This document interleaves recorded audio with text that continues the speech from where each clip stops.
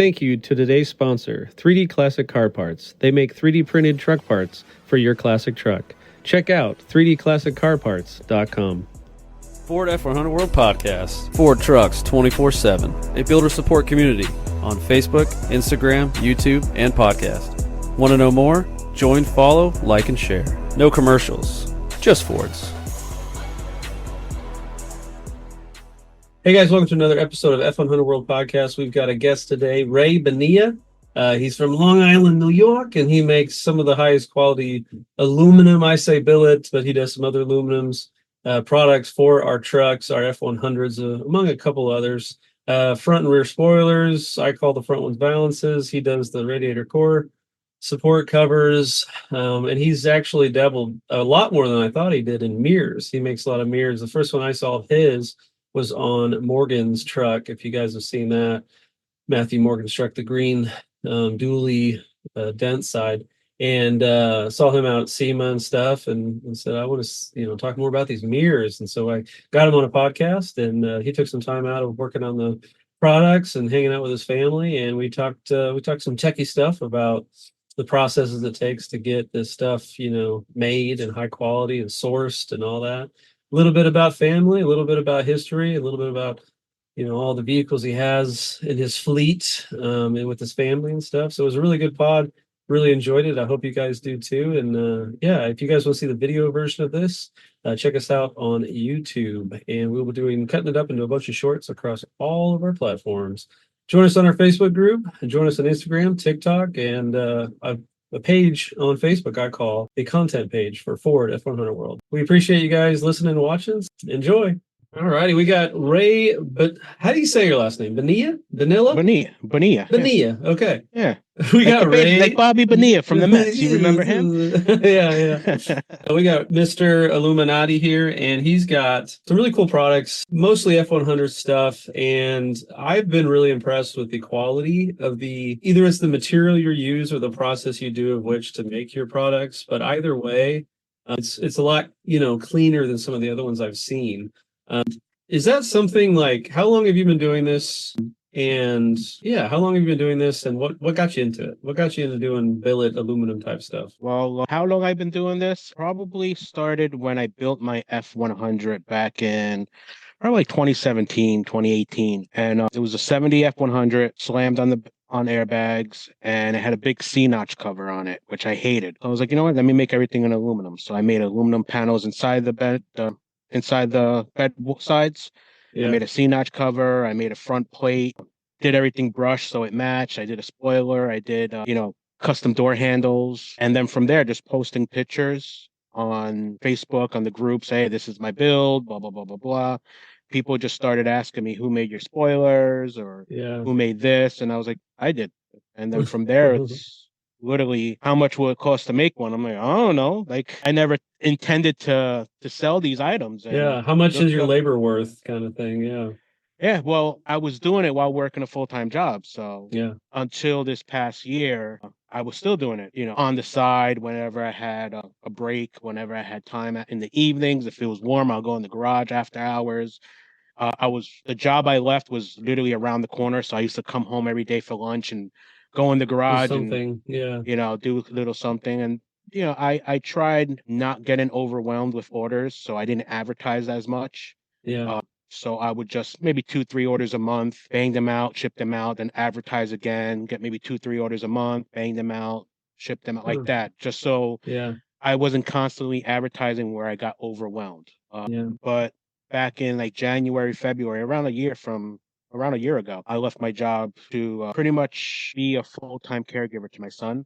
So I just do this on the side now when he's in school, sometimes in the evenings. But I'm able to putting more time.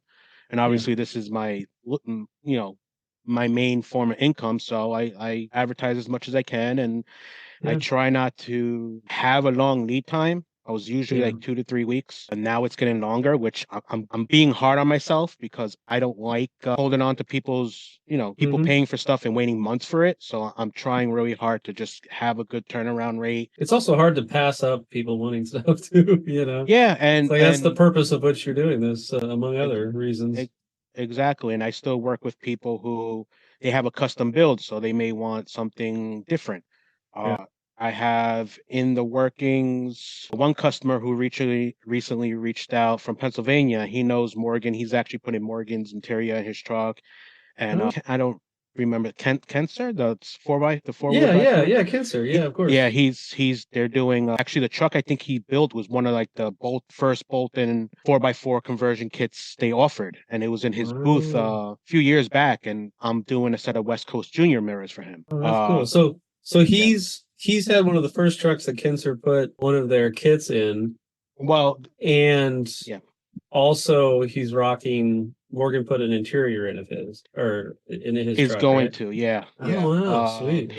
His if I understood correctly, his the suspension kit was like the first, like I guess DIYer like kit Oh, that he like installed. Like gotcha. I don't Okay, think Cancer himself did it. It's like a kit he right, bought from right, yeah. him, and it was like I but think you can apparently, do like front ends and back ends. Yeah, I get yeah, you. and apparently it was like in there. They had his chassis displayed in one of the shows a few years back, and the guy's name is, I believe, Todd. Todd, I don't remember the last name. Yeah, He's building a F-250 4x4. It's like that yeah. dark blue with that Wimbledon white Oh yeah, I accents. think I know. I think I know the truck actually, or at least I've seen Yeah. it on the group, possibly. Yeah. So he might be the first set of 1 inch aluminum I'm going to be cutting. Nice. So I And you might said you're putting what on it again? West Coast West mirrors? Is that Coast what you said? Junior mirrors. Junior mirrors. Nice. The smaller 6x10 or 11x10s. Very cool, man. And then also I'm working with Spragan Spragan Built Customs. He does international Lone Stars Yeah, on I don't know him. YouTube. That's cool. Yeah. Builds some awesome Lone Star crew cabs and semi wheels, common diesel swaps. I'm doing a set of custom tow mirrors for him, which That's I cool. cut a few weeks ago, and hopefully I'll get those out to him soon for his international. He has awesome international. He has good content on Yeah. his YouTube page. Yeah, Check him out. That's cool. yeah. That's cool. Now, speaking of trucks, what do you have in the stable? In the stable, between my father and I know I mentioned the '59 Apache. It's a long bed Yeah. truck too. It's I painted it. I pretty much built it from the ground up. Old school build. It's not like high end expensive. We did like a Camaro front clip on it. Still has like a disc brake rear. It has old school like Krager Pro Star rims on it with the Nice. 10-inch wide rim in the back. Long bed. It has like a aluminum bed sides. It has aluminum like door panels, diamond stitched interior, diamond stitched headliner, small block Chevy. It's Has like full accurate. 90s, Well, it's 90s style.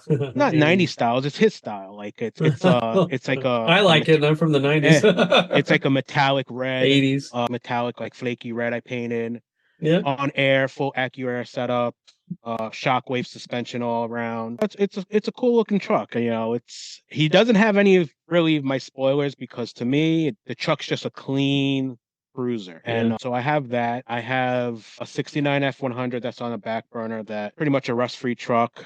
I want to build it. I want to do another low and slow kind of deal, possibly Coyote, possibly Godzilla, but all depends on the funds. But I'm a big fan of also the small block Fords, maybe do a Yeah. 347 stroker Oh or a yeah. 331 stroker, something like that, just to keep it, simple. I was looking into the whole CPP front end, bolt-in Mustang tooth front end with the C7 Corvette spindles. I was looking into that, doing a 4-link. Has no interior, so the interior might get a full bomber bench seat made by me. Oh I'm yeah. not Because 100% sure. you made Huh? some bombers for some other companies, haven't you? Yeah, I made bomber seats for Ruthie, DFW Speed Yeah. Syndicate's baby blue patina truck with the Very cool. turbo 300 straight six in it.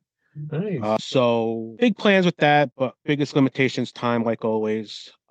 Then also I have a '64 Galaxy that has been in my life since I was 16 years old. It was the second car I Wow. ever bought. I didn't even have a license. Never driven the car either. My Yeah. dad picked up the car from like the Far Rockaways in New York, drove it home, picked me up from work, and drove me home. And that was the only time I've ever driven in the car when I was 16 years, 27 years ago. And Wow. it's just Been chilling. been a build. It was not a like an XL 500. It was a custom two-door with a post. Yeah, two or Came post. from Yeah. Yeah, it came from the Far Rockaways, which is like a little beach town in the Rockaways in New York City. So it was rotted. needed quarters, it needed fenders, it needed a lot of work. So we ended up a buddy of mine, and it's been a learning experience. This is how I learned. A buddy of mine, he chopped it, we finned it, made it like an old school like lead sled, two-tone House of Colors paint. It's black, the candy apple red on the bottom. I actually laid out the flames on it. So that's been the car. I pretty much learned most of my stuff, how to paint, how to do body work, rust repair, custom interior panels, basic stuff like that. So it's been just my vehicle I learned all my stuff on. It's on air, triangulated 4-link in the back, Wow. so 4 bomber seats in it. So That's where you got yeah, started on, huh? yeah, that's how. Well, the bomber seats I didn't make. I actually learned from a ex-buddy of mine who was a aluminum welder, and he had a company that's no longer around, but I'm pretty sure a lot of people heard it. Exotic Metalworks. Oh, yeah. Back in like he was big with the C10s. He had a patinaed panel truck on air that used to just scrape everywhere. And I learned from him. He was pretty much, like I said, he's an ex-buddy, but he was knowledgeable. And I just worked with him and did the grunt work. And that's where I learned all the aluminum stuff, the aviation rivet parts, the dimple dyeing, bead rolling, stuff like that. I learned from him. And that's, I guess, how I've learned all my stuff. I'm not formally trained or went to school for anything. Well, in this field. Yeah. And just hanging out with people, mentoring them, asking questions, doing the grunt work. That's how I learned how to paint cars, body work, metal work. Yeah. So that's how I learned, just by doing. Besides that, I have my 51 Merc, which has always been a dream car of mine since the movie Cobra. Yeah. And I ended up selling my F100 to buy a 51 Merc because that's when the original one that you were talking about? The original one I built, yeah. And I sold that because I had my first child on its way, and I wanted something I could put a car seat in. And plus, it's always been my dream car. So I sold the F100, picked up a 51 Merc. It's not chopped, but it's cool. It's still lead sled. I have everything to put that on air too. It's just the time. So that will be on air soon, hopefully. Then we have my father's 74 F100 that is a patinaed, that pastel lime color and limestone green two-tone. So that's where kind of like where I prototype some of my parts, test fit stuff to get angles. So yeah, that's what we have. I think I got all of them. It's a lot, dude. Yeah, and trust me, I'm always looking for more. I want to build a dually, but the lack of space is the problem. Just the garage space alone and things like that is what limits me. But I would love to build like a F600 dually, or even like I was thinking about my F100 build, the one on the back burner, making that into a 2-door short bed dually and put Apache fenders grafted into the Apache fenders has that same body line as the bump. Yeah. So, but I don't know, since it's a short bed, it might look too short and stubby and wide. I've seen it. I mean, I guess it depends how big the wheels are. You know what I mean? On like a long bed, on a long bed, I think it'll look beautiful. But on a short bed, I don't know. But if not that, I might. Yeah, if not that, I definitely might do a wide body. That's cool. Awesome, man. So basically, a year ago, you dove hard into doing basically aluminum fabrication and kind of, right? And yeah. So it seems like it's been doing well. I see your stuff everywhere, and you've got some new stuff coming already. I saw on Morgan's truck, and it sounds awesome. Now that you've been in it for a little while, what's like what makes I keep calling it. I mean, some of it's billet. Right? Is it all billet aluminum, or is it the stuff is 50-52 aluminum? The 1-inch stuff will be 60-61. Okay. The way I started off is it's actually a part-time job now. I'm running his machine. I work. A buddy of mine has a boat building company locally who builds aluminum boats, and I use his CNC plasma. He has a full, 6x10 or a 5x10 plasma table. He has also a 5x10 CNC router. So that's where I cut my stuff because I don't have it in my own garage. I'll design the files. I'll go over there. We'll throw the file on the machine and we'll cut it. He ended up selling it, and the new owner kind of hired me part-time to run the machines. And at the same time, I could do all my stuff, and I make my own schedule. So it's like a no-brainer. So I started off by using a lot of the material they had in stock, not special ordering the 6061, but all my spoilers are 1/8 inch aluminum 5052. And when you get into that stuff, it's like corrosion resistance and stuff like that with the different. Yeah, I was going to ask you if you could explain some Yeah. of the details between. Well, 5052 is like the corrosion resistance. Also, I think there's a 5083, I believe, which has a higher corrosion resistance. 6061, I know that's what everybody uses when they CNC billet stuff. And when they say like billet aluminum, that's what they pretty much refer to, 6061, okay. which, like I said, I'm going to start using that once I pull the trigger on the 1-inch thick sheet. So Cool. it's just the mirrors, like I said, are 1/2 inch aluminum with a 1/4 inch base. The spoilers are 1/8 inch aluminum. So the spoilers alone are pretty heavy stuff. I don't know. I'm pretty sure everybody here who's listening knows Gumby Sanders over at Texas Speedway at Performance, the Coyote King. His Dr. Pepper down the drag strip in, I think, Florida, his front spoiler flew off on the drag strip, and he ended up just putting it in the vise, straining it out, and putting it back on the truck. So it's pretty stout stuff I use, you know. That's pretty cool.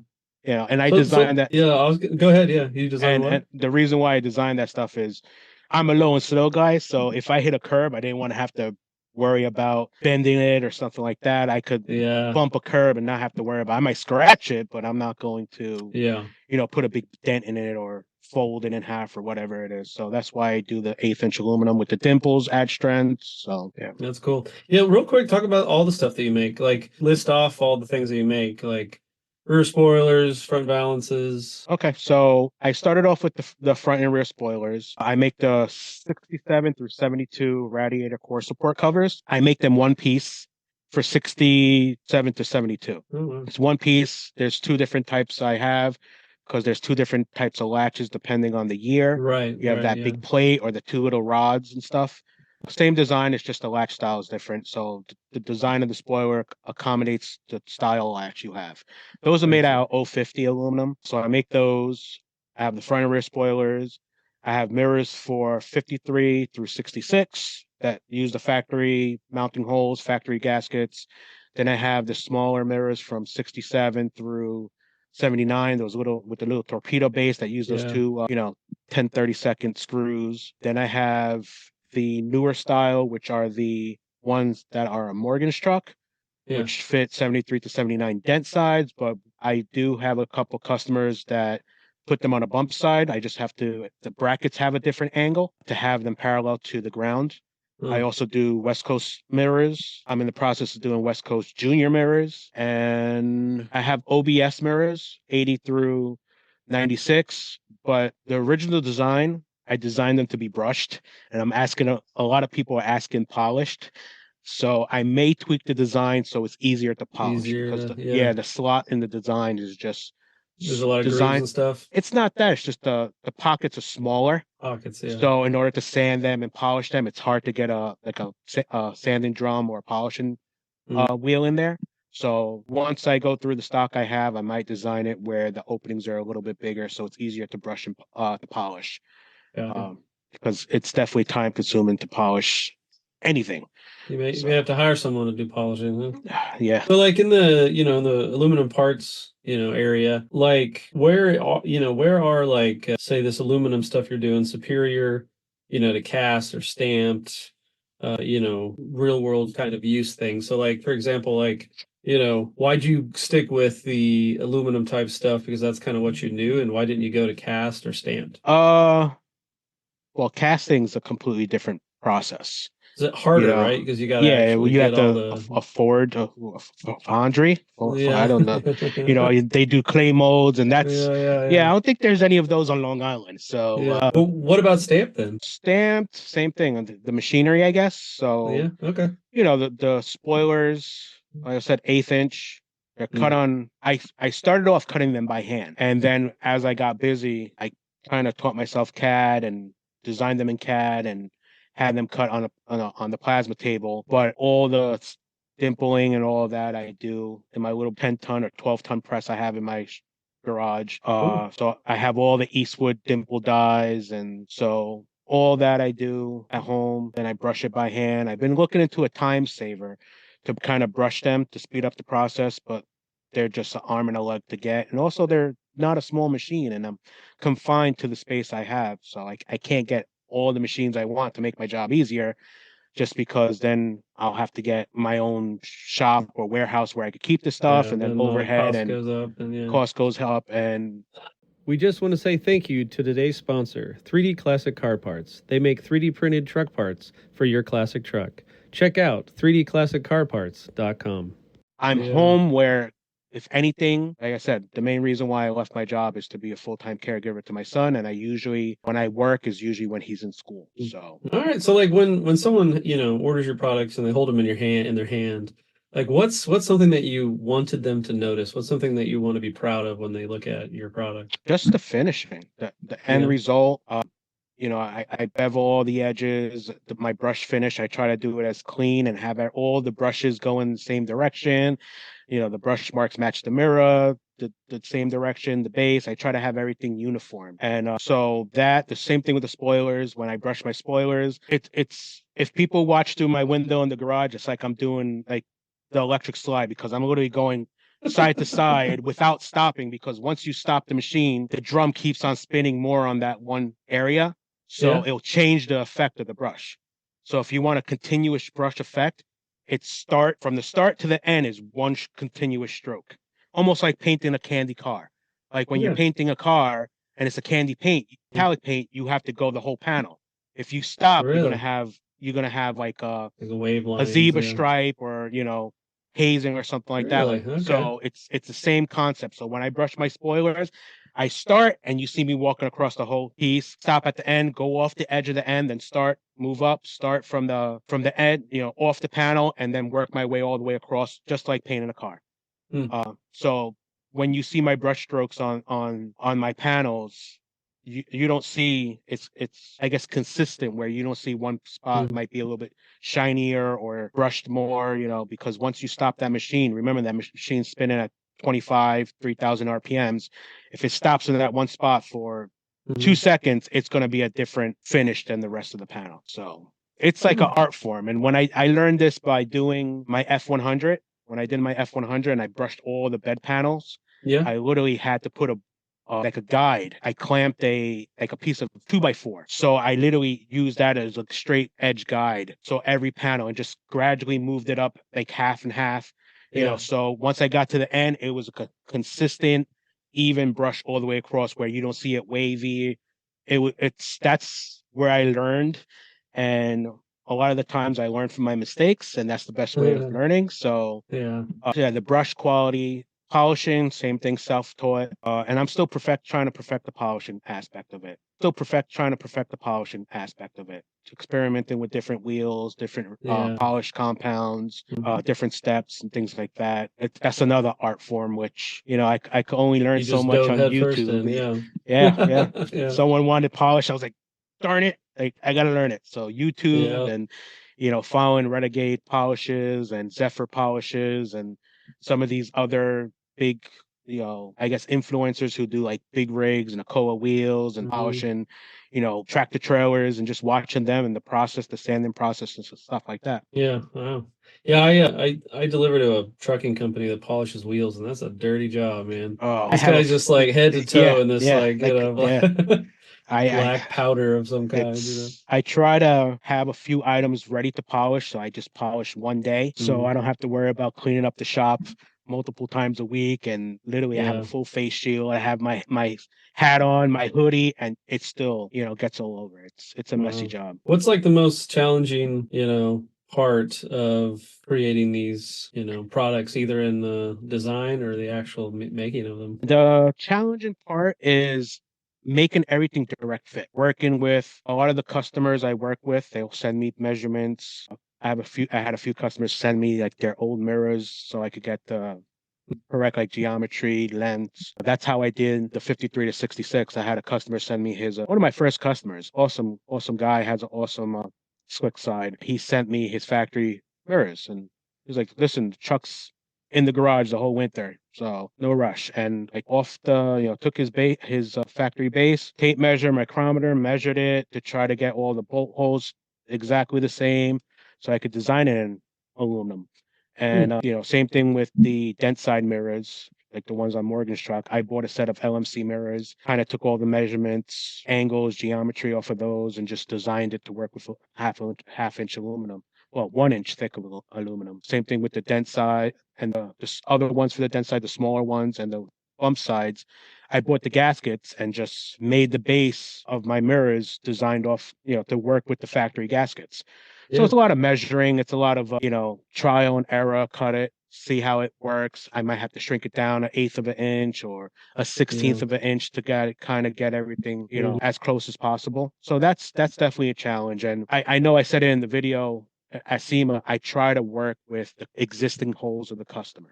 Right. And, dealing with these glass. Yeah, you don't like them buying something and having drill new holes and they're paying. Yeah, I mean, some customers don't mind, but some of these old trucks, over the years, especially if they're like a patina build and they're not a fresh build, they might have different style mirrors put on throughout the year. Something also the JC Whitney catalog. Remember that? Someone bought mirrors off of JC Whitney back in the days and threw them on their farm truck. So I try to make it so they could use those existing holes or at least cover up those existing holes. Yeah. So cool. And that's probably one reason why you're doing some of those West Coast stuff, right? Is because people have these West Coast holes, in their door. Well, some of the vehicles, some of these F-100s, like the F-250s and things like that, I mean, a lot of them came with the West Coast Junior mirrors, which, with the smaller ones. But I'm a big fan of those West Coast mirrors, and I know I think Solomon has them on his his crew cab. And does he have the juniors or the big ones? I don't remember. I gotta look at his YouTube videos. There's a couple. There's guys out there that have put them on their truck. So I was like, you know what? Why not design them instead of I used to work for a bus company, so when I see like the original West Coast style mirrors, the juniors or the bigger ones, they remind me of bus mirrors because they're just tubes that slide and lock into position. So I'm like, you have a beautiful custom truck, 10 grand in wheels and tires, and you have bus mirrors on it. And that's what's out there, and that's how they came. Why not kind of make something custom? And that's how I started. It's just kind of thinking of how I can make something different. Something that no one else is doing, So where do you kind of already answered this, but where are your, design ideas? Like, where are you when you figure them out? How do you approach them? How do you come up with them? Is it customer requests or is it problem solving or? A little bit of both. A lot of the stuff I, kind of come up with something I would like. If I was going to build my truck, how would I like it? Right. And that's how it started off. And then sometimes customer request, but I'm known for my speed holes, I guess, the dimples on my spoilers. And for some reason, 5 has always been the number of dimples I've put in all my panels, so front, rear. And I did that for my truck. And I guess it's because it's symmetrical. You have the one larger one in the middle. It's like, it's not an uneven, so it's kind of keeps everything symmetrical left and right. And, so 5 has always been like the number of speed holes. I know on the mirrors, some of the smaller ones only have 4 because I can't fit the 5th one. But on my larger mirrors, I do put the 5 holes. But I also have like the slotted design where it's kind of like, I guess you could compare them to like the Ring Brothers, how they designed theirs. So I take, I guess, design inspiration from people like them. Well, you talked to me one time. I was asking you about the slick side mirrors, and you said that the ones without the holes, the ones with the slats or whatever that you're talking about, they're kind of look like what's on the front of, say, like the 65 grill or something like that. You know what I mean? Similar, so like how it kind of has the same vibe. Yeah. Now that was a design, wasn't intentionally designed that way. I just designed it. It looked good. It was in my brain. Like, a lot of, and you can ask my father. My father thinks I'm crazy, but by the way, my father's always been my biggest supporter. Yeah. And always, no matter what, he has my back.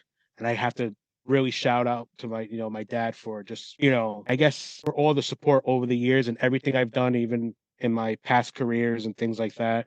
He's always been like my number one fan and supporter. But he even tells me, like you come up like these crazy ideas. He's like, how are you going to do that? I'm like, I don't know. I'll figure it out. And I figure it out. Granted, it might be 4 or 5 different, scrap pieces of aluminum later. Yeah. It's like messed up. To me, figuring it out is the fun part. You know what I mean? Yes. It's almost going, how do I make that work? It's Yeah, so trial and error, but like the designs, inspiration from everywhere. I grew up in the era Overhaul and all that, Chip Foose, Gas Monkey Garage. So all those shows I watched growing up as, a teenager and in my 20s and things like that. So like getting inspiration from those guys and their builds and the Ring Brothers and all these guys that have made a name for themselves and are probably some of the best in the industry. But being the best in the industry, the average guy like myself can't afford their products. So I kind of wanted to design things for the everyday garage builder who's, and granted, I'm not saying my stuff is not expensive. It is, but I try to be reasonable where the average garage builder could, hey, Yeah. I could buy those, or I could save up to get a set from you and Yeah. things like that. Well, there's a lot. I mean, aluminum has to do with a lot of that cost too. It's not, you get the higher grade It's aluminum. It's a factor. the factor and just the time. Like Yeah. when I cut these on the CNC, like my mirrors, when I cut them off the CNC router, I'm using a 5x10 router, like industrial size. And I'm cutting usually a full sheet of aluminum at a time. So sometimes the edges aren't perfect. Moving a 10-foot long by 4-foot wide piece of 1/2 inch aluminum around the shop, it's going to get scratched. We have to load it with a forklift, things like that. It's going to get scratched up. So the finish work is what takes the longest time. I sit there and go through the grades of sanding to get all the scratches out before brushing it. Obviously, before polishing is even more intense because you go from like 120, 220 grit all the way up to 800 grit before the first step of polishing. Same thing with my spoilers. Listen, these sheets of aluminum are getting moved around. They're going to get scratched up. So, I sand all the surfaces, make sure everything's as smooth and as scratch free before doing any of the finish work. So that's what takes the time is the finishing work. Yeah. So on your mirrors, that's kind of like your newest thing, basically, right? Yes. The ones for the bump sides, they sort of have the same shape as the square ones that come on it, and they can come in. You make them with round mirrors, either 5-inch or 4-inch mirrors. Yeah, They come 4-inch. slotted, or they come with the speed holes, I think he called it, right? And I like those. Are they the same dimension as, say, the original ones, or are they a little bit bigger? They are. Well, I have different lengths. I have one that are pretty much close to the factory length. The only issue is I cannot source a factory size rectangular mirror, which is I think 6 1/4 by 4 1/4. You'd have to buy the whole mirror or something, wouldn't you? Yeah. Even if I buy the whole mirrors, the mirror heads don't come out. I looked into that Really? option. They're usually pressed So in. once they, okay. Yeah. So I've been trying to source like a smaller rectangular mirror as close to factory size as possible. I've had a lot of requests, and I just can't find that size. I did find one similar from like the UK, but like the mounting ball stud, the swivel part was a horrible design where it did not hold position. So I scratched that idea. So the closest ones I have to the factory size is like a 5x7, 5.5x7 if you do the whole exterior dimensions. Then I have like longer arms to accommodate, the 6x8, 5x7. I'll work with any of the mirror heads. Now, to me, the factory bump side mirror location's horrible. You cannot see out of them, especially from the passenger side. So I try to design it so I could visibility is a little bit better, but you have to factor in I'm using the factory mounting holes. I have to factor in the pivot of the vent window that makes sure it clears. Yeah. And also you don't want to make it too long where it looks out of place or doesn't look good. So there's a lot of factors when it comes to designing these mirrors, and I'm still tweaking my designs. I'm still tweaking my designs for like the dent sides, the bump sides, even the slick sides. I'm still tweaking designs to try to get the best visibility as possible. So it's still trial and error. I build things for looks. I've always built things for looks, but I know there's those customers out there that do want to see out their mirrors, So I am tweaking the designs, angles and things like that to kind of get the best of both worlds. Yeah. So that's still, getting tweaked monthly by customer feedback and things like that. If I sell my Galaxy, I am buying a slick side. So a lot of that stuff is, not having the vehicles. I depend on customer feedback. A lot of it, I do have access to a bump side, a dent side. I don't have access to an OBS. I don't have access to a slick side or anything from the 50s. So I do depend a lot of customer measurements, their feedback and things like that to kind of perfect design, if you want to, call it. Yeah, that's cool, man. I like the slick side ones too. I was surprised that you had those actually. I think you're the only guy that I know of that makes any slick side, or I guess they're on the fridges too. And I think 1 year in the 50s or something, I can't remember now. 53, yeah. Was it 53 to 56? Okay. 53, and so those are the 50, ones, yeah. okay. But I was surprised because I personally don't know of any company that makes mirrors for those trucks that fit the same holes. You know what I mean? Because it's such a unique thing. Like it's like, because you got to fill it in one way. Either you do it in the body work side or you just put a mirror in there, So it's kind of nice that there's options, and I think you have, how many options do you have within the 53 to? Well, I have the one with the speed holes. I have the one with the slots. Now I have two different lengths. I have the original design, the customer, when he sent me his mirror, I designed it based off the factory length. And when I send it to him, he's 7 like, inches. Yeah, it's about 7 inches. And when I sent him the design, he was like, I want them shorter. Like they stick up, they look doofy. He's on air, he's low, so I shortened it about 2 inches. So visibility is not the greatest.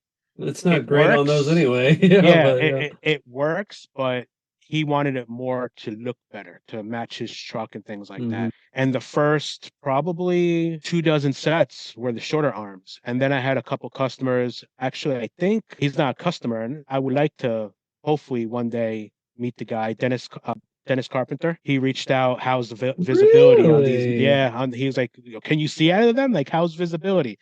And I did say I'm working on a design that's closer to, factory length to help with visibility. So he did comment on one of my Joe Carpenter or Dennis, I think it might have been Joe Carpenter. I don't remember. Okay. So one of the actual carpenters that were yeah. Because he does have a few trucks that he totally would put those on. Yeah. Cool. So the new design, I just designed them probably a few months ago. It's the same concept, slotted speed holes, but on this arm, since it's longer, I could fit the 5 holes. And pretty much factory length. And with that arm, you could put the 4-inch round, the 5-inch round, the 5x7 rectangular, or the 6x8, depending on what's your style. I did also just sent out a custom set for a customer in California who has a few F350s and 250 like farm trucks.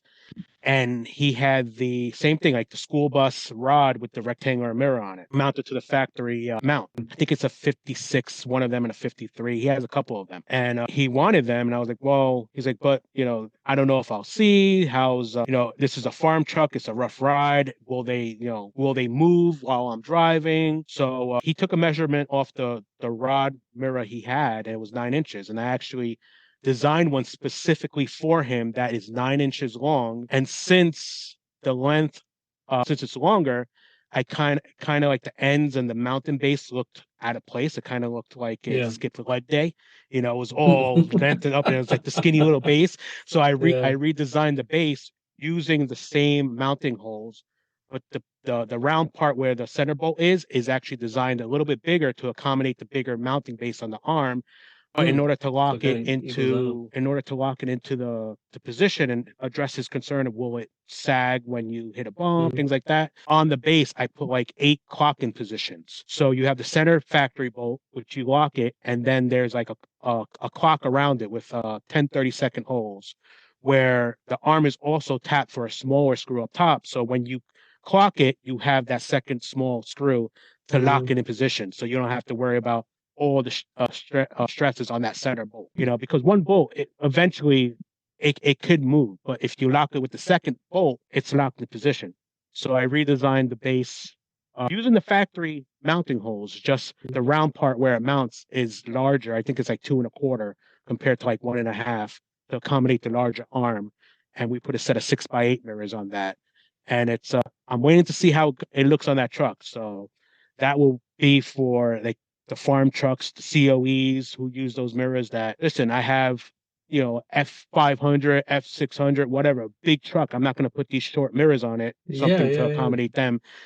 And I'm Cool. hoping, Like those internationals, for example, that you talked about. Yeah, those internationals. And the same thing, I worked with a guy's named Adam. We FaceTime. He gave me measurements off his factory mounting holes, and I want to make those directly to work with his existing hose as well. Cool. So that's the time consuming part, is trying to, I guess, accommodate all the different trucks and the number of holes put into them over the years. So excluding bullet holes, you can't do anything about that. Yeah. If when the customer says it's a fresh build, there's no holes, I'm like, good. I'll send you the bolts and hardware. You line it up and you drill new holes. I don't have to worry about, because some of these, especially with the dent side mirrors, like the one like Morgan's, they're mounted differently over the years, and sometimes they're different mounting brackets, and or they'll comment, instead of using the dent side ones, they'll put the OBS mirrors on it, which they looked exactly the same, but the space in between the brackets is about 2 inches between the bolt holes center to center. So like things like that is the time consuming part, and asking the customer, hey, can you send me a picture of those mirrors? Yeah. So like the ones like the 90s ones, like similar to the ones that are on Morgan's truck, are the ones that like come out and then like come down, right? And then the mirror kind of like sits on top. Yeah. So so the ones in the 90s trucks were different than the ones I see on almost anything older, huh? Yeah. Is it from the company they come from, or no? That's the way they all designed from Ford. Okay. It's just, I guess, to accommodate the door position. That's on true, the OBS, like the doors are obviously flat, different than the dent sides and the bump sides. So just the angles of the arm is all different. And I guess I don't know why they spaced out the bolts like that. I don't know if Ford does it, so they're using the same bolt holes on the upper part, depending on type of mirrors they put on it, Yeah. So, the spacing between the center on the upper bracket is different than the dent sides. Also, the spacing between the brackets top and bottom is different as well. Why they did that, I don't know. Remember, they might have had power windows then, so maybe to clear regulators and things like that. I don't know why they designed it that way. So I was surprised when I saw those on Morgan's truck, and I was like, man, there might be something out there like it, but I'm like, that's pretty brilliant in the aspect of like, I see those type mirrors. I wish I could explain them for like the people just listening to the audio of the podcast, but it's just, I mean, I saw them mostly on 80s, 90s trucks and some 70s Fords, but it just comes straight out and then angles back to the door. And when I saw those and you had them in that sort of, looked like a 2 or 3 piece screwed together type thing, right? And I thought, man, that is really that's cool. It's like I like it when companies or people, and that's sort of one thing that I really excited about what you're doing, is that you're just a guy that saw a need of something that to be done and thought, hey, let's see if someone wants it, and and people did. Is that it is what came on the trucks, but it's just a new take of something old, and I like that. Don't get me wrong, being completely and utterly custom is awesome as well. You know what I mean? Like that's been happening for years, but at least on F100s, it's always been, or it hasn't been something where it's like a better version of what it originally was back then, or a nicer version, or a prettier version, or whatever, a more functional version, but it looks similar, Yes. I like that. I like that a lot. That's probably one thing I like most about what you do. And I feel like you've done that, especially with the mirrors, you know what I mean? And I mean, I don't know how many trucks had, front and rear spoilers on them, but like, I also liked how your spoilers, you accommodated you just weren't picking a length, you know what I mean? You were accommodating making it symmetric between, each side of the fender, or each, right by the bumper and things like that. And I thought that was pretty good. I was like, that's some good work, because some other ones I've, purchased are just, they're nice, don't get me wrong, but they're just like, they're not symmetric with what's going on, And that's the OCD in me. That's my next question. No, I was kidding. Yeah, as I've always been a car guy, and all the stuff is like self-taught. I dabbled in pinstriping, and when you pinstripe, everything's symmetrical. So it's like, I'm very, like, I like things, even like if you go upstairs and like look at the way my living room and everything's symmetrical, like the way the entertainment center is, the way, like, if this wall has a picture, I have to have a matching picture. My wife thinks I'm crazy. Like, you're all about the truck feng shui, as they call it, I guess. So everything's symmetrical. It's like, either in pairs, like this wall has to match. It's just the way I am. It's just I Wow. cannot have like it's just I guess it's the OCD in me, man. It's Yeah. you know. Well, what's new for what's coming out new? I mean, you mentioned the junior California mirrors. That's new, right? The West Coast Junior mirrors. Trust me, I have a lot of ideas I want to roll in my head. I have a lot of things I want to Yeah. do, design. You've done a lot in a year, dude. So Thank you. I'm trying to keep in mind I'm a one man crew. the I do dad. everything, Yeah. and my main goal is my family, and I do have a hectic schedule with that. So I'm trying not to, I guess, overpromise things. Because my biggest concern is getting, I guess, overwhelmed where I have lead times that are going into months. And Yeah. I know a lot of companies have that, and I guess it's okay because you pay for quality. But I'm trying to keep a pretty reasonable lead time. As of now, it's like 4 to 6 weeks. It might move up to probably, 6 to 8 weeks coming up soon. Yeah. And I always try to keep my customers updated. Listen, like, sorry for the delay. You're the next one up, to be polished or whatever. Like, I try to Yeah. communicate very well with all my customers, just Yeah. because, like, they pay for a product, and I don't want them to think, especially as a small business and starting off, I don't want them to think Yeah. like, oh, this guy, took my money and ran, or this guy, they're, overpromised and it took X amount of months to get this done.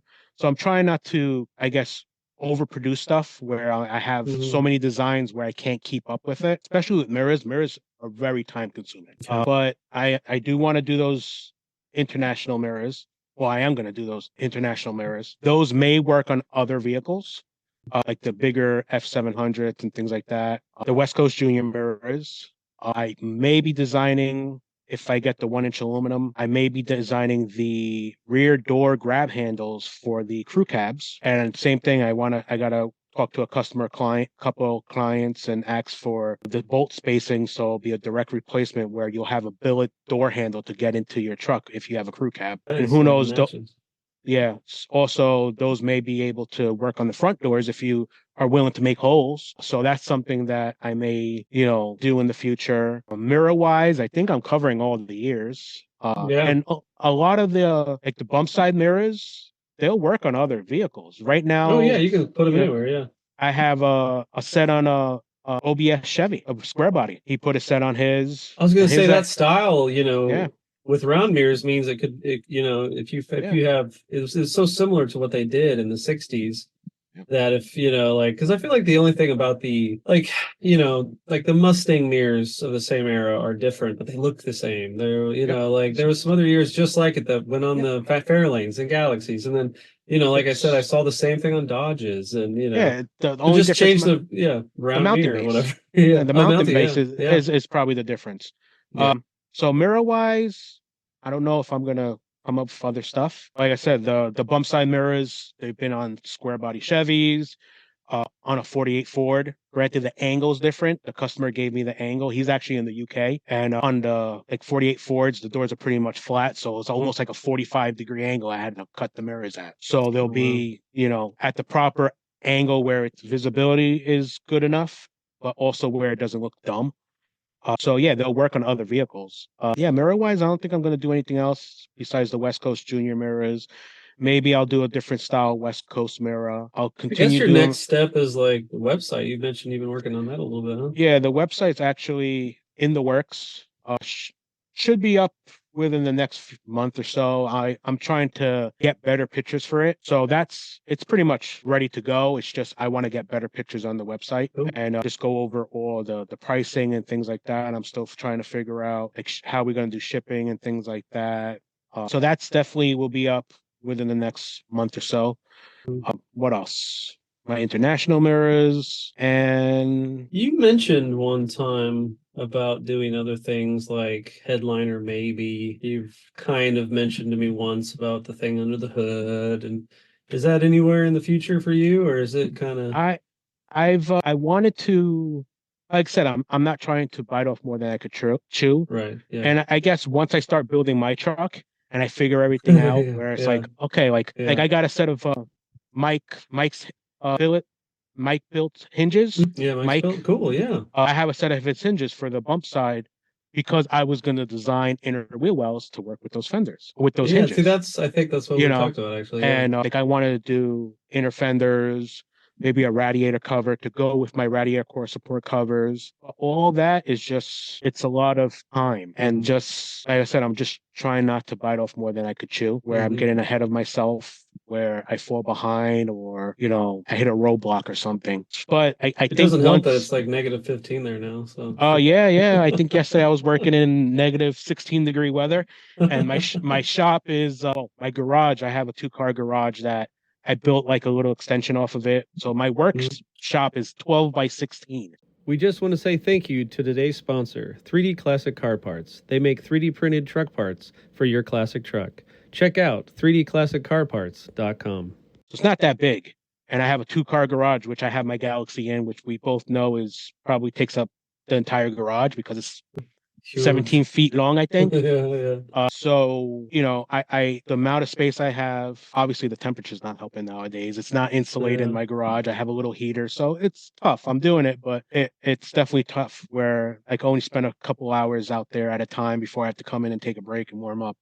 But it's just as a one-man crew, and I don't want to, I guess as a business, everybody's dream is to scale and get as big as possible. I don't know if do it organically if you do, Yeah, don't rush I don't. into it. Yeah, I want to just gradually, where maybe okay in the future I might hire one person or outsource the polishing or something like that to free I was up gonna say time. outsource polishing might be it, because I feel like for polished products, I kind of wonder how a customer would be with like a slight upcharge on that because you'd have to pay the price of whoever the company that polishes it, And So that's the thing. It's like I'm trying to keep it reasonable for the customers, and I know I see some of these F100 builds, and they're definitely top dollar builds out there where they're way over six figures, and I do have some of my product on those builds as well. But I don't want to forget about the average Joe like myself who, hey, I started off building stuff in my garage and,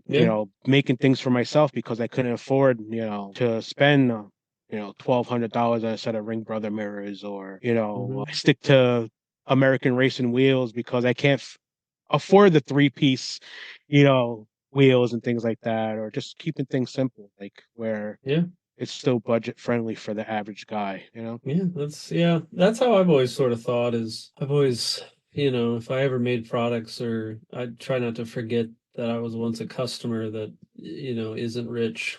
You know what I mean? Like, I don't want to forget where I came from. I mean, the reality is you go where, the demand is, and the reality is a lot of it is in the custom stuff and people that are doing custom builds seem like custom money, I guess. I don't know, but so it's like it's nice that you can do it for both. If someone contacts you and they want it extra polished, or if they want something real special, and I try to accommodate all the customers when it comes to if they want something custom, and I'll tell them, listen, it's something I could probably design, and and I'll let you know if it's possible, if it's in my skill set. Like I just had an order this past week for the dent side mirrors, like on Morgan's truck, and the customer in Oklahoma, he has a ranch and he wants like a medallion made in aluminum of his like ranch logo, and he wants me to put it on, if it's possible, to put it on the opening of the mirror, the triangle part, like almost like a medallion on that, like hovering over that. So like, listen, I'll try it, and he sent me the logo, and I sat there in CAD, literally tracing his logo so I could come up with a file. I designed something. It looks like it's going to work. I'm going to try to cut it on the router if he gives me the okay and see how it looks. I might have it where it's spaced out, kind of like hovering over the mirror, not exactly covering the mirror, but maybe I have a 1/4 inch space between the mirror and the medallion. I would love to incorporate some type of like LED light in there, but then you have to get wires from inside the door, inside the, so it might be, overkill, but listen, that's something one-off for him where, hey, like, sure, I'll try it. Like, that's cool. So be it, If I can't do it, I'll tell you, like, hey, I tried. I'm not going to be happy with the end result. So I'm sorry, but if I'm able to do it, I'll do my best. Yeah. Would you send would you send a set to someone that wants to polish it themselves or something, or powder coat it themselves? And well, yeah, with the powder coating, I'm still trying to source a powder coater who's a little bit more affordable by me. because like I said, this is, I'm doing the prep work and they're powder coating, and whatever they charge me for powder coating, I have to add to the price of the product. And that's not including, me driving to the powder coater, me picking up the stuff and things like that, my time. It's just literally what the coater charges me. I'm just adding it to the price. I'm not making any money on it. So I'm trying to source a better, well, a more reasonable powder coater who has good quality, but is a little bit more affordable. But the majority of my customers who do want things powder coated, they'll do it themselves, because there's probably 100 different shades of black powder coat, and then if they have something already painted or powder coated on their truck, I know it'll bother me if it's a different shade, So I was like, listen, to match the color, you kind of have to have it like on hand. Yeah. So a lot of the customers powder coat, and believe it or not, even painting them, if you do the right paint process, and it's not even the right paint process. Like you could, rattle can. Granted, I would probably get my spray gun out and do it, more professionally. But like the average guy, if you get a good quality primer and prep the material right, and some of these paint companies, they have these like 2K clears and 2K like paints and stuff like that are almost OEM quality, where you could use a rattle can and paint them satin black, gloss black, flat, whatever you want, and still have a 2K product in a can. Granted, it's a little bit more pricier for the paint, but you're getting a better quality, than having to, I have to have a compressor, I have to have a spray gun, things like that. Some of these spray can products are just as good as the stuff you buy in a gallon. You could definitely paint them. I definitely don't consider myself a painter by any means, but I've rattle canned a few things and I've learned the processes, and you made me think of this story one time. I was hanging out with this guy named Craig Lopresti. I think it is. It's Craig 909, and he he does the flat black restoration. I just thought of him. Yeah, and he it's a semi restoration with his black. Well, exactly. So, well, the funny thing is I was in California and they're putting sunblock on with a can, and I was like, and I got it and I started doing it like this, as if you're laying like a certain kind of paint. And he goes, I know he's a car guy, and it kind of, and I was like, oh yeah, it's so funny how like you never really think some of that shines through, without just putting a tattoo on you or something that says Gearhead. But it's just like it was kind of, So yeah, I mean, as as a customer, that if I wanted a certain color, I'd probably ask for it and then figure out how to paint it or powder coat it myself. So that's nice that that's an option. Obviously, for those customers who are going to do it, paint them themselves or powder coat it themselves, it's cheaper because, I literally leave the surface practically prepped for primer. So it's beveled edges, it's sanded, it's clean, scratch free. So you're not paying the extra money for the brush finish. So it's not much, but you are saving a little bit money on that end. And like, for example, the F250 that I'm doing the West Coast Junior for, those mirrors, he's going to paint them. Hey, I'm going to sand them like 220, and he's going to have his paint and body guy do the rest, prime paint to match his grill and his wheels, because he has a paint scheme, a color scheme for his truck. So where it's going to save him money at the end, because I'm not taking the time out to brush them or polish them. So it does save the customer a little bit of money. Same thing with the spoilers. I do a sanded finish where if you want to have them powder coated, or if you want to have them, when you just want to paint them, save yourself a couple dollars and do it yourself. I have a rack behind me right next to my electrical box here. I have a rack of spoilers that I powder coated, and honestly, like, they don't move, and I don't advertise them as much because I did like a trial batch. So if anybody's listening that wants a semi-gloss black spoilers, I have a couple of different designs, front and rear, powder coated, ready to ship out in bubble wrap. And I did the same powder coat to match the mirrors that I were powder coating. But the same thing, it's, there's so many different shades of black, where like even I went into the powder coater to powder coat them like a satin black. And when I took them the mirror head, because the mirror heads come powder coated already, I had to match the black on the mirror because I don't want two different shades on my mirrors. So the powder coat that I picked was more of a semi-gloss black. And then I wanted the spoilers like a satin black.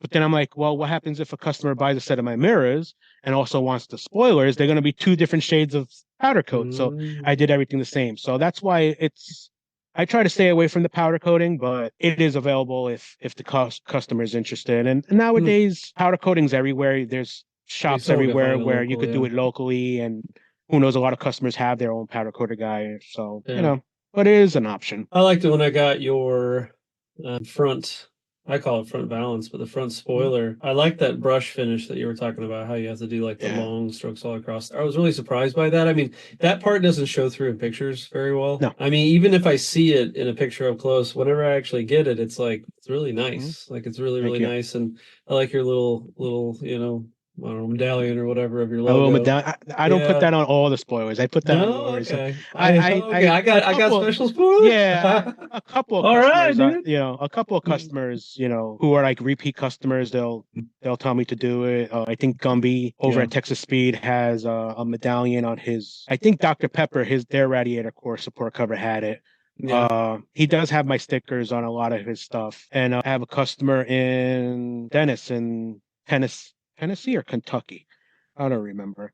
He has my mirrors, front and rear spoiler, my radiator support cover, and he had me make a custom visor for him. And when I say I would never do it again, I think he's my only customer that will have my visor. It's a lot of work. It's the F100 mirror. I mean, F100 windshield, obviously it's curved. So I guess if I design it in like two pieces where I make the mounts on the outside and then have the centerpiece, I designed it all in one piece to kind of lock into position once inside the A-pillars. So it's all hidden hardware, but I can only use such a thick material. I tried to do it in 1/8 inch aluminum, knowing that it won't flex with the wind. But since the windshield's curved, it was nearly impossible for me to get an accurate curve to contour to the window. So I had to do it. I think I did in 063, and I had to actually English wheel it to give it the form to kind of contour to the windshield. But by doing that, the center section, since it was thinner material, I was worried that it was going to probably at high speeds maybe flap a little bit. And I know when you have these big rigs have the visors, they have a center support bracket. But on the F100, it's a one-piece glass. So it's like, it's not like a big rig where you usually have the center divider between the two windows. You could attach the bracket. Same thing like the old, I think Fulton visors on the shoebox Fords, the Mercs. You have the center divider bar in the windshield because you had a two-piece windshield where the center brace attached to the center divider. On the bump side and all the F100s, the later ones don't have that. So I actually had to design a simple, I made an inside like exoskeleton, which I aviation rivet to it to kind of add to like the aviation aluminum design. And then I put a center support bracket with like double-sided tape that would just rest on the windshield. But at the same time, I was trying to not, affect visibility and things like that. So it's just like a little 1 inch, 1.5 inch round center brace that bolts to the center of the visor. It has like a pivot where you could adjust it to whatever position in the. It was definitely time consuming, and he's happy with it. That's but good. Like I said, he's probably not going into production. No, it was way too time consuming. Just trying to form it in the English wheel was not easy to kind of get it to form this way and give it some form, like I guess shape. So it's just not a flat piece of aluminum. So it was definitely a lot of English wheel work and things like that. And it had the speed holes, but I had to add more speed holes for more strength because the more holes and dimples in it adds to the rigidity of the aluminum. Yeah, it won't. Yeah, so, flap or whatever, but he has a medallion. I think I don't think anybody else has one. Yes. I thought it came standard, dude. Cool, man. No, I mean, I just maybe in the future I might etch something in it. Yeah. Where it's not so in your face. Yeah. At the same time, like I send every order, I send a sticker, my stickers and stuff with the order. I guess I know it's my product, but I don't want something obnoxious where the customer might be like, I don't want, this medallion that, on this product or so in the future, depending on the machinery and stuff like that I get, maybe I'll engrave my logo really small in the corner of the spoiler or things like that. Underneath But or something. to me, it's, I guess my identifier is the speed holes. Yeah. So honestly, I think it's the brush look. I haven't seen too many brush looks like that. And granted, I don't, not saying your stuff's expensive, but like I haven't dabbled much into that. You know what I mean? To be like a professional at what a good brushing is, but it's very good to the eyes, man. I really like. Thank you. Brush, And shout out to Eastwood. I mean, Eastwood, I get all their stuff. I use their brushing tools, all their brushing wheels. And granted, I wish it was a sponsorship, but it's not, but Eastwood products. Never say never. Yeah. Eastwood's, their products for the average guy holds up, man. I have their press. I just bought their multi-processor welder. I have all their dimple dies. I have their bevelly shears, their shrinker stretchers. So for the average Joe in the garage, their stuff is priced very reasonable, and it's great products, cool. For the average guy who doesn't have the budget to get some of those other businesses that are phenomenal, but really up there in price. Yeah. Cool, man. Well, cool. I'm glad you carved out some time for the podcast. Anytime, man. A few podcasts, as someone who's done a podcast for just a little bit, I wish I had like an accent like you, like a little more interesting. I just have this Missouri, like, Pan Blanco kind of accent here. But if I was from where you were at, I could sound a little bit more like New York or maybe Boston. I don't know, something like that. Like the way you said dollar and quarter, and you said radiator.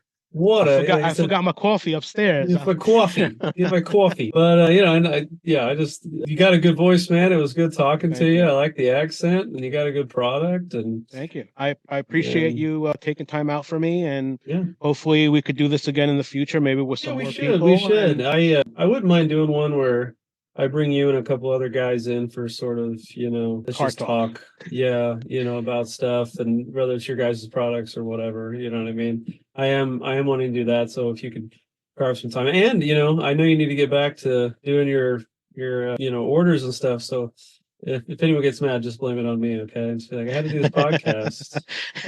No, it's what? This guy wanted me to do it. I had to do it. It's Sunday. It's freezing cold outside. You know what? I was like, today's a good day. Take the day.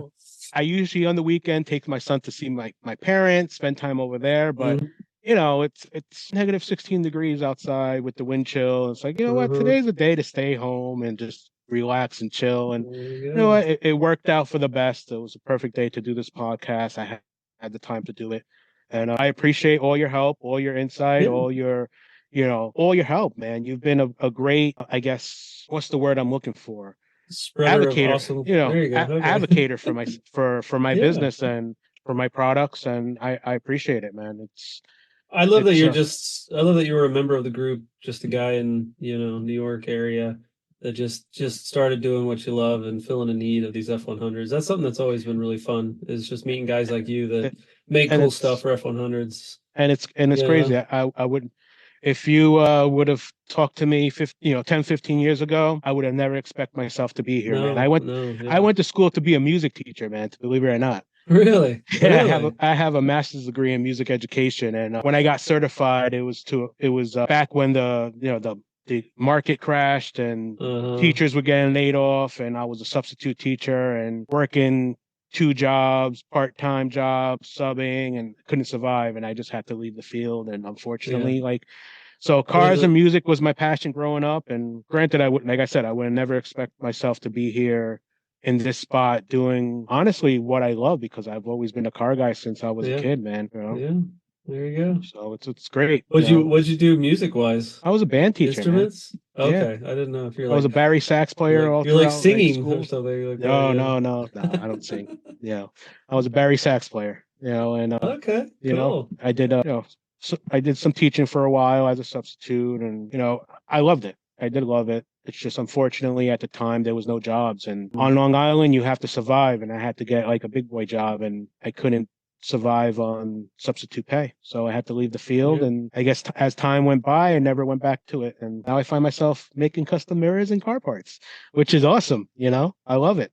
So cool, man. Well, we got Ray from Long Island, New York, And Long Island, New York. If that's where you want, if that's who you contact. If you want some aluminum pots from Aluminati Custom Garage, that's my there you go. How can they reach you, man? Facebook, Instagram, TikTok, Aluminati Custom Garage. On those 3 platforms, my personal page on Facebook is Ray Bonilla. My personal page on Instagram is Mustang6478. Aluminati Custom Garage on gmail.com. Yeah, I mean, my phone number, if you want. The website will be illuminaticustomgarage.com, which hopefully will be up and running within the next month or so. Okay, cool. Yeah, also the guys over at DFW Speed Syndicate. Yep. You can reach out to DK or Bill over there. They have my products on their website where you can go check them out if you want to see them. They can answer questions as well, or they could get in contact with me. Either way, Well, guys, if you want something, kind of custom, or if you guys, hear what we talked about and you like it, definitely hit him up. And, if you got any questions, anything at all, contact the guy. If you need his number, just contact one of us or hit him up on socials. And it sounds like he's got some cool stuff coming along here. And yeah, man, thank you for supporting the F100 community with new cool stuff, man. Definitely. Thank you. And, thank you, to yourself for all the help. Shout out to, Gumby over at Texas Speed Lab, who's been a big supporter of mine for the, past few years. DK and Bill over at DFW Speed Syndicate. Morgan for letting me hit my stuff on his awesome truck, and I'm hoping to do more work with him in the future. That's cool. And whoever else, I'm pretty sure I'm forgetting people, but thank you for all the support. Are we going to see you at any shows? Are we going to see you in Grand Nats or? Oh, everybody asks me that question. I wish I could. It's 10 hours or something like that, right? Yeah, it's about 10 hours from me without New York traffic getting out of New York. Yeah. My products will be there with DK, with DFW Speed Syndicate. Okay. They put my products in their booth. They put my banner right back there. They look just like that. I'm hoping to get some more mirrors and things for them. Okay. So they have those in stock. I wish I could get out there, but it's not easy, for me to get out there. And, like I said, my main priorities, my family and my son. And just to for me to get to SEMA, I had to plan it a year and ahead. And my wife had to request a week off, a month, almost a year prior. And literally 2-3 weeks prior to her going on vacation, she was working 18-hour days to prep for it. So it's not easy. For me to just say, yeah, I'm going to load up the truck and drive to Tennessee with a bunch of products and set up a booth, without having everything in line to accommodate, my son and things like that. And yeah, when I asked you, I was like, hey, do you want to do it some other weekend? You're like, probably not, because who knows how chaotic it could be. So I'm glad I got you on now. Yeah, no, it's my life is it's hectic. It's every day is an adventure, and I'm not complaining. I love every aspect of it. I take pride in being a full-time caregiver to my son and being there to meet any need he needs. And it was getting to a point where it was very hard. Myself and my wife both working full-time jobs where companies don't care about your family anymore. No. Where even if you have the time, they just company first. It's I'm sorry. I have to. It's nice you can mold your schedule now. Yeah. Yeah. So that's one of the reasons why I can't really make it to all those shows. But maybe one day I could plan ahead and anticipate, a year in advance. But I would love to do SEMA again. That was definitely fun. And hopefully this year, 2026, I'll have more products at SEMA. That's cool. But if I can't make it, it's all good, man. It's family first. All right, guys. Well, I'll let you get back to your family. And if you guys are heading to Grand Nats or Super Nats, then the DFW Speed Syndicate will have his products. Appreciate you, man. Definitely. And thank you for everything, man. I appreciate all your help getting the exposure. All right. Good talking to you, man. Yeah, anytime. And take care. Enjoy the rest of your day. And thank you for everything, man. You too, bro. Take it easy. Hey guys, thanks for watching. I really appreciate you guys checking out the podcast. We hope to get one of you guys on here, or future businesses, or just people like you and I that just might make products for these trucks. Some stories as well, some history of these classic trucks that we love so much. You guys can check out more things like this. There's a community, if you don't know, on Facebook called Ford F100 World. We got a couple of them, but The main one is about, at this current moment, 280,000 members. We've got Instagram, TikTok, YouTube.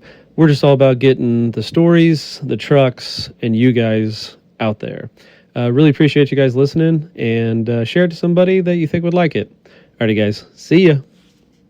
We just want to say thank you to today's sponsor, 3D Classic Car Parts. They make 3D printed truck parts for your classic truck. Check out 3dclassiccarparts.com.